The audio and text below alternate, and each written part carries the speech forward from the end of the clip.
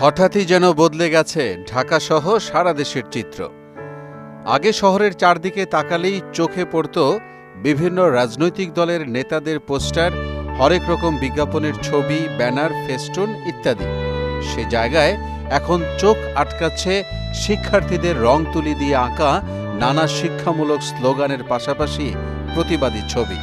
সে জায়গায় এখন চোখ আটকাচ্ছে শিক্ষার্থীদের রং তুলি দিয়ে আঁকা নানা শিক্ষামূলক স্লোগানের পাশাপাশি প্রতিবাদী ছবি। রং তুলির আঁচড়ে বিভিন্ন দেয়াল আর পিলারে ফুটে উঠেছে নান্দনিক চিত্রকর্ম, যেখানে আবহমান বাংলা এবং দেশের ইতিহাস ঐতিহ্যকে ধারণ করে এসব চিত্রকর্ম আঁকা হচ্ছে।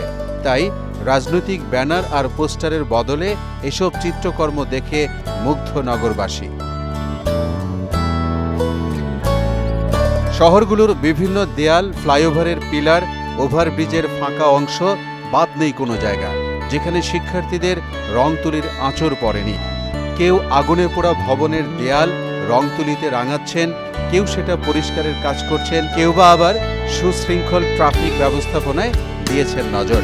বর্তমানে সারা দেশেরই একই চিত্র, শিক্ষার্থীদের হাতের ছোঁয়ায় যেন রঙিন হয়েছে সব জায়গা। জানা যায়, শহরের ব্যস্ততম সড়কগুলোতে শৃঙ্খলা ফেরাতে ট্রাফিক আইন ভঙ্গকারী চালককে জরিমানাও করেন শিক্ষার্থীরা। লাইসেন্সের মেয়াদ না থাকা, হেলমেট না থাকা, ট্রাফিক আইন ভঙ্গ করা, নির্দিষ্ট লেন না মানায় জরিমানা করা হচ্ছে চালকদের। জরিমানার সেই টাকা দিয়েই অন্যান্য কাজের পাশাপাশি রং তুলি কিনে সব জায়গায় গ্রাফিতি আঁকছেন শিক্ষার্থীরা।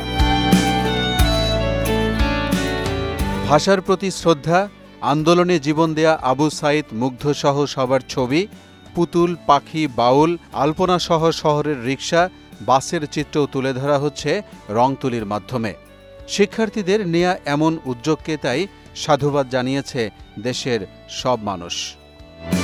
মোহাম্মদ ওয়ালিউল্লাহ, মোহনা ডিজিটাল।